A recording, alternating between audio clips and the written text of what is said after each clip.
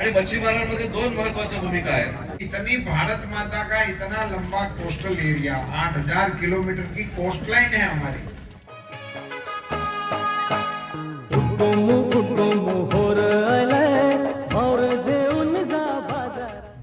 नमस्कार मंडळी, मी मोहित कुलमचा पुन्हा एकदा स्वागत करतो आपल्या करंजाचा कोली यूट्यूब चॅनलवरती.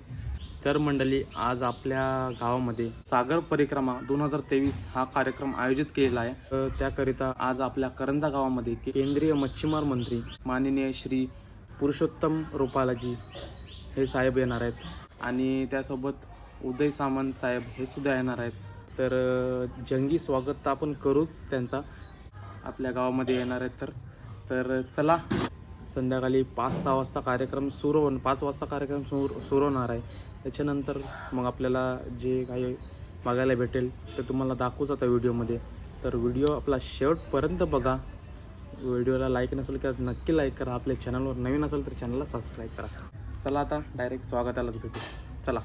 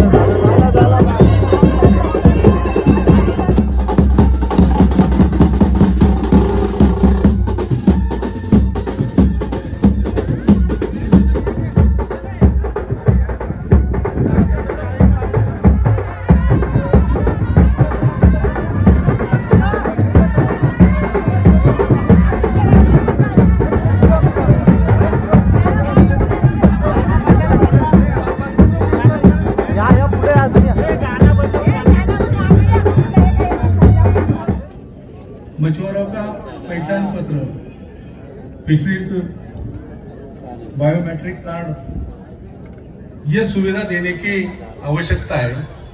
जबकि जो मछुआरा मछली पकड़ने के लिए जाता है, अपनी सुरक्षा कार्ड अगर उनको मिलता है तो उन पर कार्रवाई नहीं होगी. कई बार इस पर जानबूझकर कार्रवाई की जाती है. मैंने आपको एक खत भी लिखा था. यहाँ काशा द्वीप है, वहां पर समुद्र टापू पर उच्चतम सोलर बिठाने की या दिशा दर्शक माले बंदर फिश हार्बर 96 करोड़ की लागत से वो भी यहाँ महाराष्ट्र में बन रहा है. और करिंजा जहाँ पे हम अभी बैठे हुए हैं, यहाँ पर भी लगभग 140 करोड़ से भी ऊपर की राशि का फिश हार्बर सेक्टर मंजूर किया गया है जो बन रहा है. तो हमारी सर हमेशा कोशिश रहेगी आपके नेतृत्व में, आपके मार्गदर्शन में, राज्य सरकार की मदद से और भी जो कार्यक्रम है प्रधानमंत्री मत्स्य संपदा योजना के तहत या हमारे अवसंरचना फंड के तहत, उसमें जितनी ज्यादा मदद हो सके हम करेंगे. और अगले 3 दिन में जो भी समस्याएं आपके समक्ष रखी जाएंगी उनको सुनेंगे ध्यान से और आगे उनके क्रियान्वयन पे पूरा जोर लगाएंगे. आए और कुछ शब्द हमारे साथ साझा करें.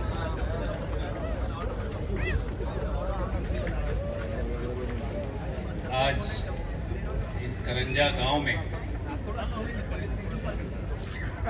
विश्व गौरव सम्माननीय मोदी जी के कैबिनेट मंत्री, मोदी जी के कैबिनेट में बैठने वाले मंत्री सम्माननीय पुरुषोत्तम जी रूपाला जी को सम्मान से स्वागत करता हूं। और इस कार्यक्रम के लिए स्वतंत्र भारत में पहला फिशरीज मंत्री है जो इस गांव में आया है। इनकी 10-10 पीढ़ियां गुजर गई लेकिन कोई फिशरीज मंत्री केंद्र से आज दिन तक इस गांव में आया नहीं। आप पहले हैं, इसके लिए आपका यहाँ का विधायक और सभी की ओर से मैं आपका स्वागत करता हूं। या ठिकाणी उपस्थित रायगड जिल्ह्याचे पालकमंत्री सन्माननीय उदयजी सामंत साहेब आणि आपल्या सर्वांचे लाडके खासदार सन्माननीय बारडेजी, आता ज्यांनी संबोधित केलं ते केंद्रातले फिशरीज सेक्रेटरी लिखी साहेब आणि व्यासपीठावर उपस्थित पाटणे साहेब, या सर्व मच्छीमार संस्था संघटना आणि आज हा कार्यक्रम यशस्वी करण्याकरता ज्या सर्व माझ्या सहकार्यांनी कार्यकर्त्यांनी जी मदत केली त्या सर्वांच्या वतीने मी आपल्या सर्व व्यासपीठाचं स्वागत करतो।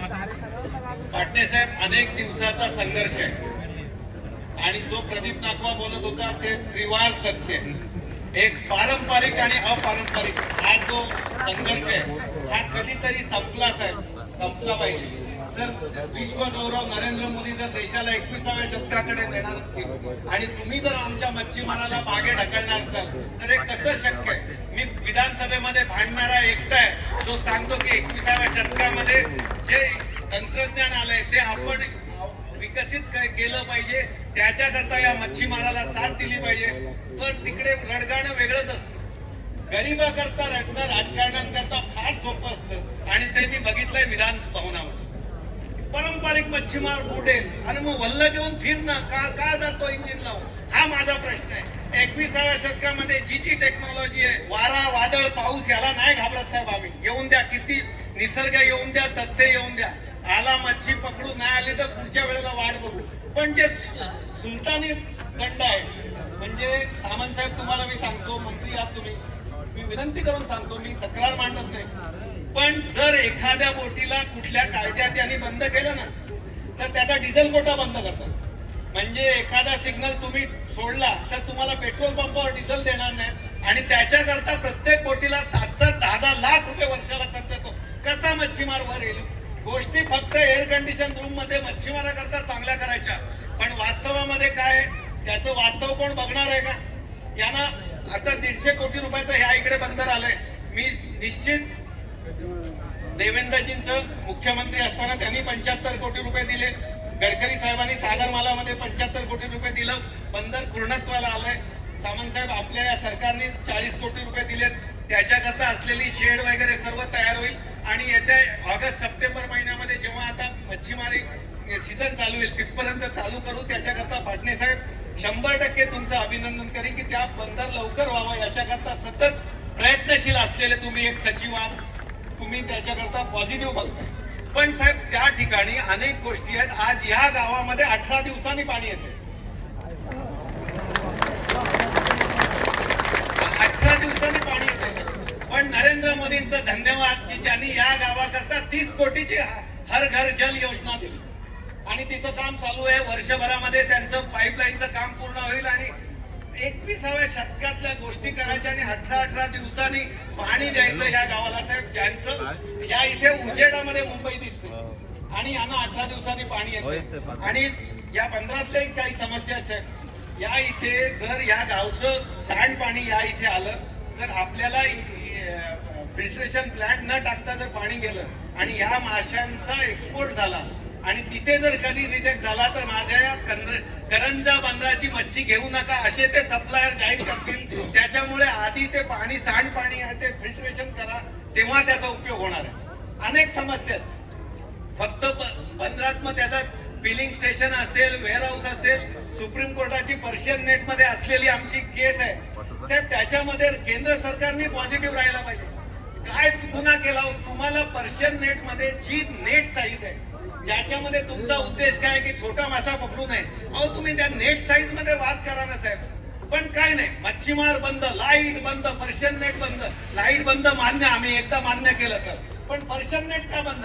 आम्ही तुमच्या हद्दीतच मासेमारी करत नाही, आम्ही 12 नॉटिकल माईलच्या पलीकडे मासेमारी करतो, तरी तुम्हाला प्रॉब्लेम आहे.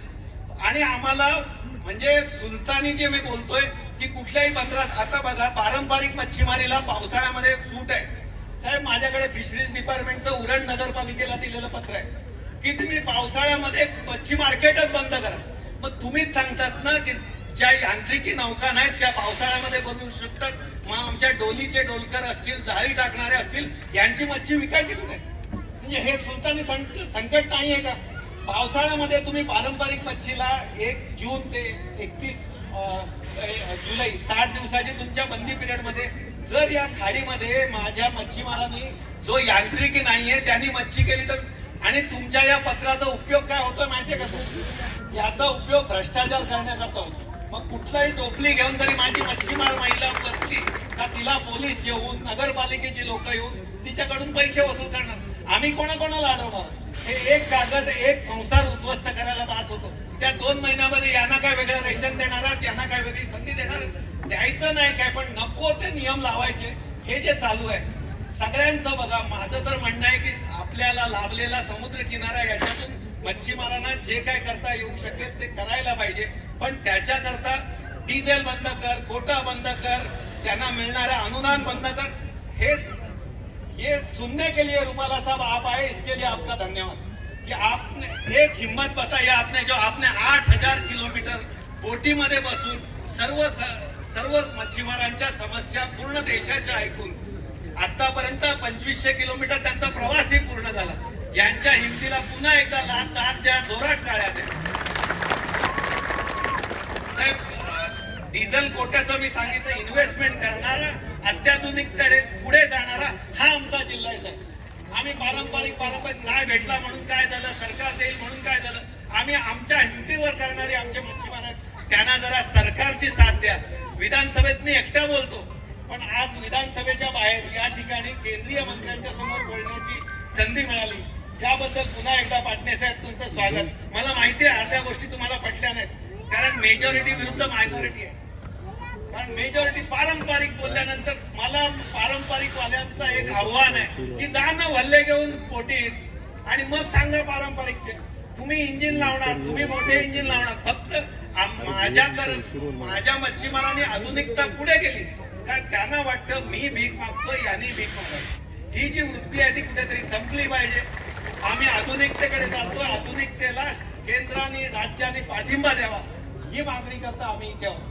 आणि साहेब तुम्ही या ठिकाणी રૂપાલા સાહેબ ફરીથી એકવાર તમારું ગુજરાતીમાં સ્વાગત કરું છું. તમે આવ્યા, અમને સાંભળ્યું સાહેબ, અમને આનંદી છે, પણ આ જે પ્રોબ્લેમ છે આનું કઈ સોલ્યુશન કાઢો સાહેબ.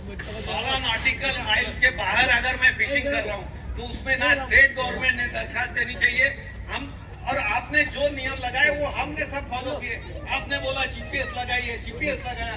आपने सेंट्रल आपके यहाँ मॉनिटर कीजिए, जो 12 नॉटिकल माइल के अंदर करता है उसके लिए जो दंड देना है दीजिए, हम तैयार हैं. हम शासन के साथ हाथ मिला के आधुनिकता से आगे बढ़ना चाहते हैं. उस आधुनिकता में आप हमें साथ दीजिए, यही मेरी मांगनी है, यही मेरी विनंती है कि आपने यहाँ आए, हमारे लोगों के बीच उनकी समस्याएं सुनी, हमें बोलने का मौका दिया, इसके लिए सबका धन्यवाद. जय हिंद, जय महाराष्ट्र. धन्यवाद. खरं तर या समस्या होत्या माझ्या मत्स्य व्यवसायांच्या, त्या अगदी ऐरणीवरती आणण्याचं काम गेले काही वर्ष परत एकदा करताना दिसत आहेत. आज त्यांना परत एकदा प्रेरणा दिली. महेश बालदी साहेबांसाठी जोरदार टाळ्यांचा प्रतिसाद असू द्या. मावळचा लोकप्रिय मावळा आणि संसद रत्न आदरणीय श्रीरंग बारणे यांना विनंती असेल की आपण या माझ्या सर्व मत्स्य व्यवसायाशी संबंधित बांधवांना संबोधित करा.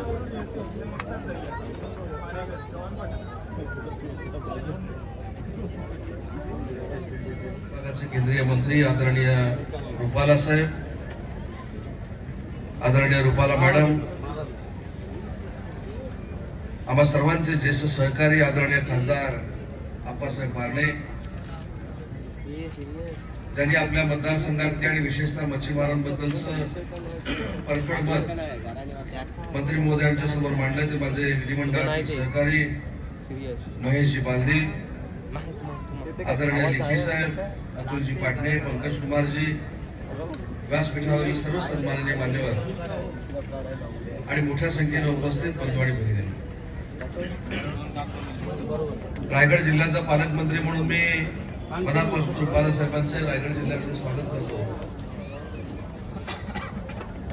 आणि रायगड जिल्ह्याच्या मच्छीमारांशी सर्वात प्रथम आपण संवाद साधून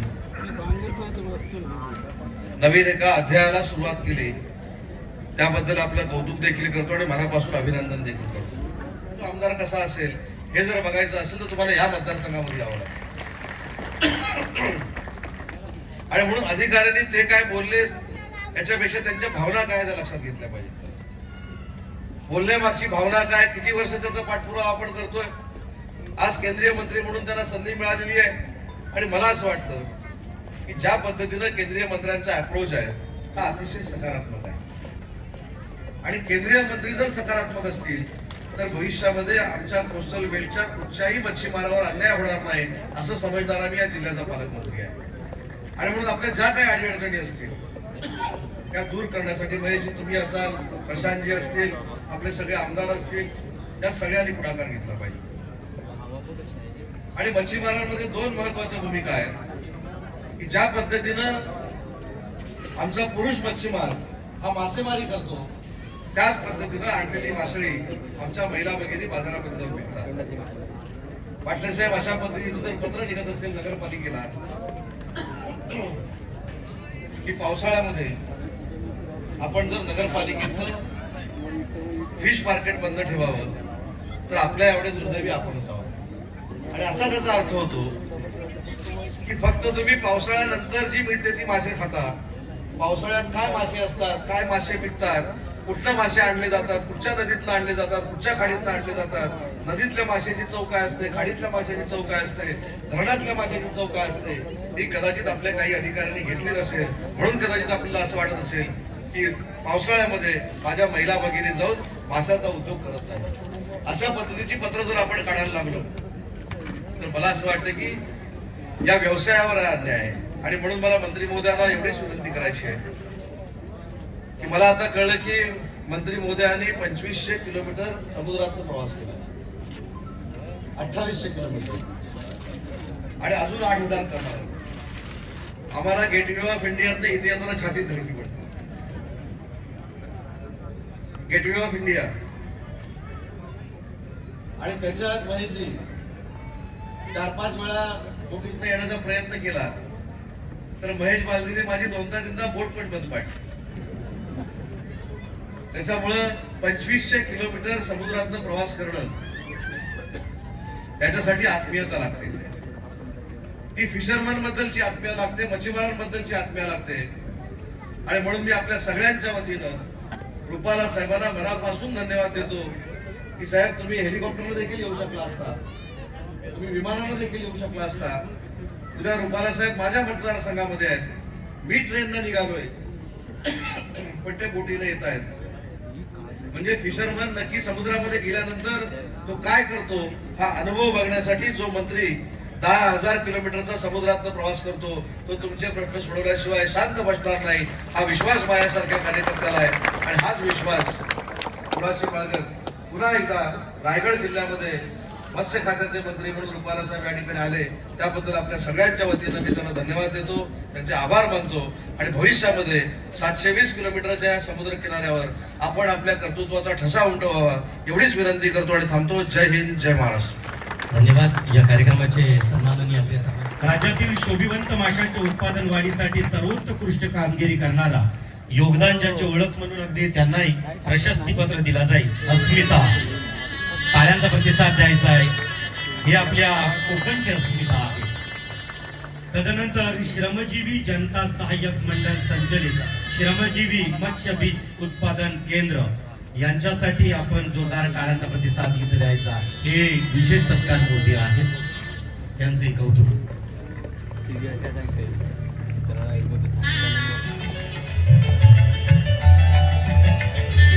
कॉन्ग्रेचुलेशन, बहुत बड़ा काम किया है आपने. किसी की भी जान बचाना ये वाकई बहुत बड़ा काम होता है, नेक काम होता है.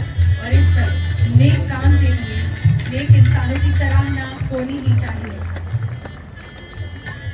3 मछुआरे बंधुओं को QR कोड वाला आधार कार्ड प्रदान किया जा रहा है और मैं उन्हें बुलाने वाली हूँ अभी। उनके नाम है हेमंत परशुराम कोड़ी, हर्षद सखाराम कोड़ी और शंकर नारायण नाकवा। कार्ड प्रदान किया जाए।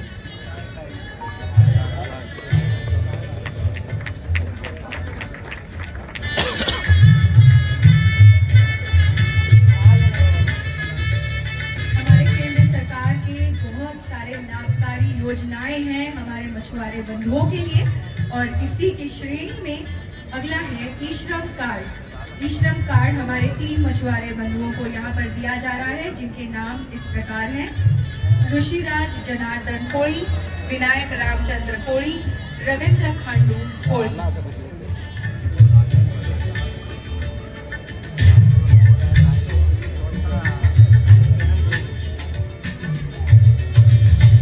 बहुत बहुत बधाई सभी लाभार्थियों को। अभी इसी श्रृंखला में जैसे मैंने बताया थोड़ी देर पहले, ये लाभार्थी योजनाओं में जो हमारे अगले लाभार्थी हैं वो KCC कार्ड के बेनिफिशियरी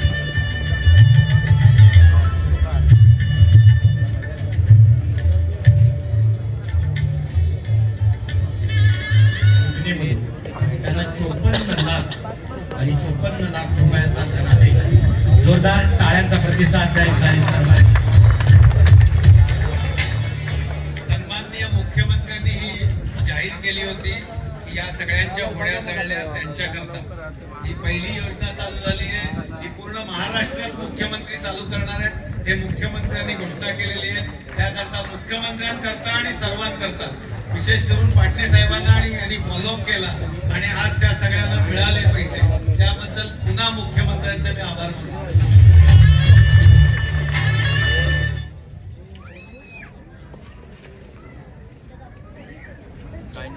राम राम।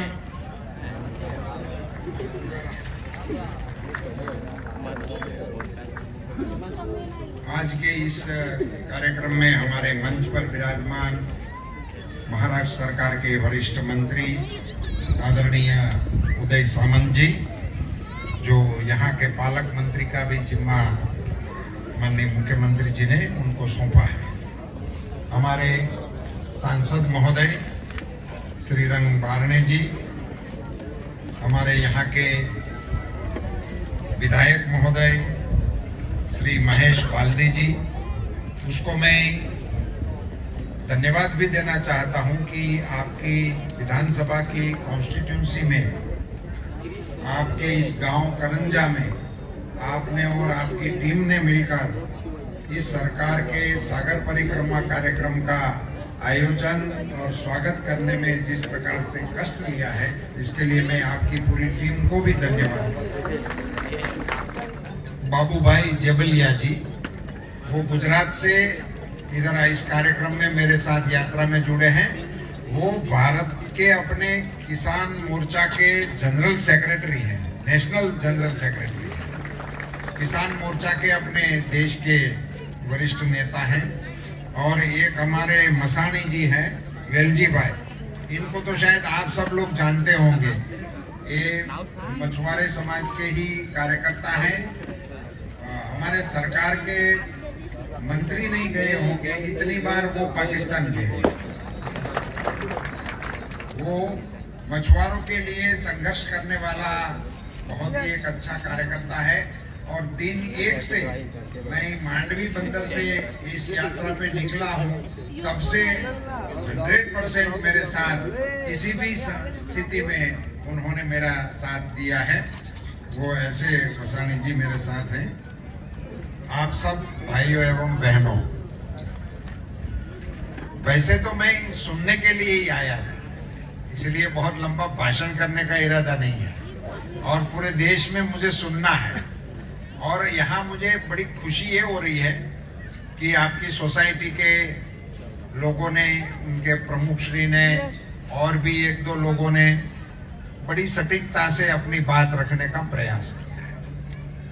और इन लोगों की कुछ कमियां रह गई होगी, कुछ विषय छूट गए होंगे जो हमारे विधायक महोदय ने पूरे कर दिए।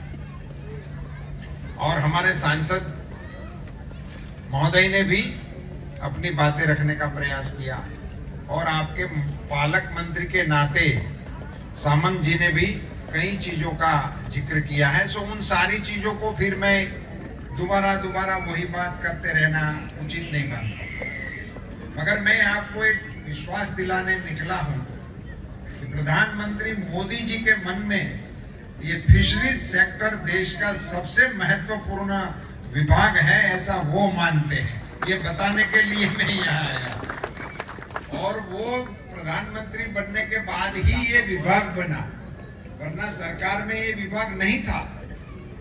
मोदी जी ने फिशरीज सेक्टर का डिपार्टमेंट बनाया, फिशरीज विभाग बनाया, उसका सचिव बनाया, उसका मंत्री बनाया और सौभाग्य से उस मंत्रालय में काम करने का मुझे मौका मिला, इसलिए मैं आपके बीच में आ पाया। तो ये सारी मोदी जी की कल्पना है कि इतनी भारत माता का इतना लंबा कोस्टल एरिया, 8000 किलोमीटर की कोस्टलाइन है हमारी और इतना अपनी विविधता है अपने समाज की और इनके 2 लाख वर्ग किलोमीटर का समुद्री संसाधन है, उसी में काम करने वाले इन लोगों के लिए मंत्रालय होना चाहिए और इसके लिए योजनाएं होनी चाहिए। तो प्रधानमंत्री मत्स्य संपदा योजना करके लगाया, अभी मेरे हाथों किसान क्रेडिट कार्ड दिलवाया गया जो आजाद भारत में अकेले किसानों को मिलता था और किसी को मिलता ही नहीं था। ये प्रधानमंत्री मोदी जी है जिन्होंने मछुआरे समाज के लिए भी एक क्रेडिट कार्ड देने का निर्णय करवाया है और यहाँ के कल्चरल कार्यक्रम जो हुए कितने उत्साहपूर्ण तरीके से उन्होंने अपना कार्यक्रम यहाँ पेश किया गया। ये कोई त्योहार थोड़ा ही है। अभी करंजा जैसा छोटा गांव हो और उस गांव में इस प्रकार के कार्यक्रम की रचना करना और उसमें इतने माछीमार समाज अपने परिवार के साथ, मैं तो माताओं को बधाई इसलिए देता हूं कि उनकी जो लाइन है उसमें जगह ही नहीं है।